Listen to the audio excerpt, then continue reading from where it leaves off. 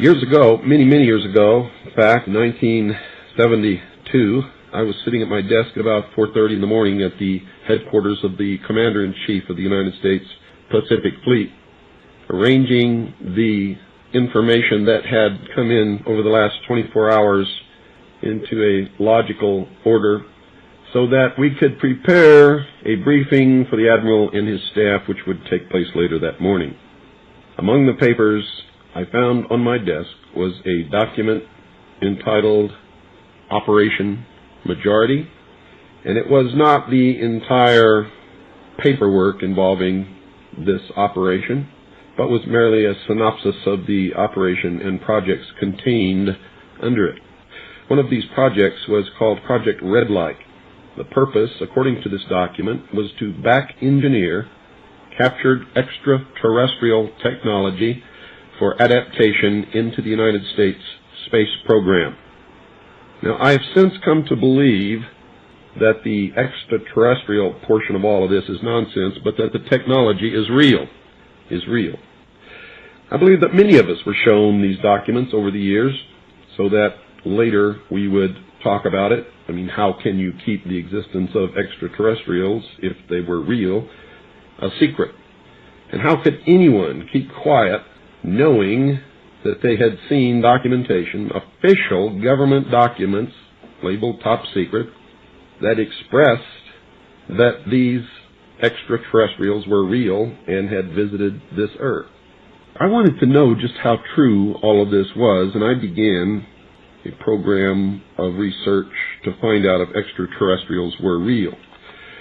The first thing I did was collect every bit of documentation that I could find, both from the Freedom of Information Act, from the research of others, from books that had been printed on the subject of UFOs, and of course through my network of friends in the intelligence community. What I discovered was amazing. What I discovered, ladies and gentlemen, is that there has been a plan in existence since about 1917, and probably before that, to create an artificial extraterrestrial threat to this Earth in order to create a one-world totalitarian socialist government. One of the first documents that I found in my search was this one, the Imperial Japanese Mission 1917, a record of the reception throughout the United States of the special mission headed by Viscount Ishii. And when the Imperial Japanese Mission was in New York City, they had a dinner, and some pretty famous people spoke at this dinner. One of them was John Dewey. John Dewey is the father of our failing, disastrous public education system. Here's what he said. Listen very carefully. John Dewey, professor of philosophy in Columbia University, who was the next speaker, was listened to with great intentness. He said, quote, "Someone remarked that the best way to unite all the nations on this globe would be an attack from some other planet. In the face of such an alien enemy, people would respond with a sense of their unity of interest and purpose." Unquote. Now, bear in mind, folks, that's 1917. One of the next documents that I found, and I found quite a few, but one that's pretty important, is called the Report from Iron Mountain, the probability and desirability of permanent peace. Now, I encourage you to find this book, wherever you can find it. I don't know where you can get it, but find it. Page 66. Credibility, in fact, lies at the heart of the problem of developing a political substitute for war. This is where the space race proposals, in many ways so well suited as economic substitutes for war, fall short. The most ambitious and unrealistic space project cannot of itself generate a believable external menace. It has been hotly argued that such a menace would offer the last best hope of peace, etc., by uniting mankind against the danger of destruction by creatures from other planets or from outer space. Experiments have been proposed to test the credibility of an out-of-our-world invasion threat. And it continues on another page. Nevertheless, an effective political substitute for war would require alternate enemies, some of which might seem equally far-fetched in the context of the current war system. It may be, for instance, that gross pollution of the environment can eventually replace the possibility of mass destruction by nuclear weapons as the principal substitute for war. Are you beginning to get the message, folks? Poisoning of the air and of the principal sources of food and water supply is already well advanced, and at first glance would seem promising in this respect. It constitutes a threat that can be dealt with only through social organization and political power. But from present indications, it will be a generation to a generation and a half before environmental pollution, however severe, will be sufficiently menacing on a global scale to offer a possible basis for a solution. However unlikely some of the possible alternate enemies we have mentioned may seem, we must emphasize that one must be found of credible quality and magnitude if a transition to peace is ever to come about without social disintegration. It is more probable, in our judgment, that such a threat will have to be invented rather than developed from unknown conditions.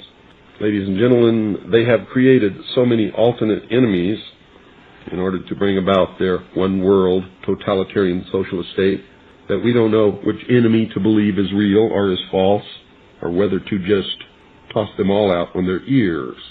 And I think that that is probably going to be the best solution. Disarmament is no accident. All of these bills in Congress to take away our weapons is no accident.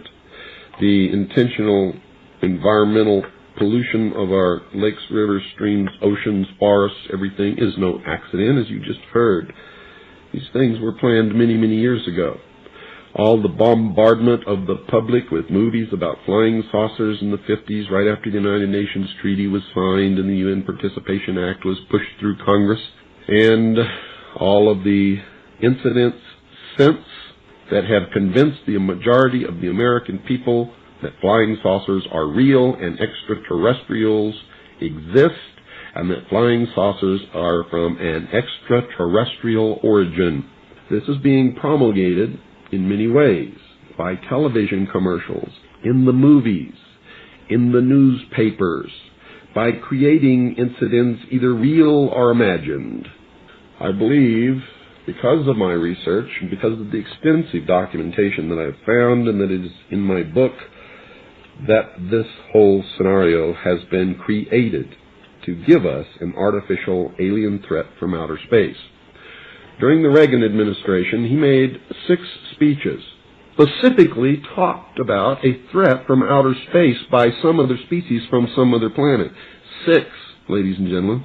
Why would the president repeat the same thing 6 times, tagged on to the ends of speeches by him?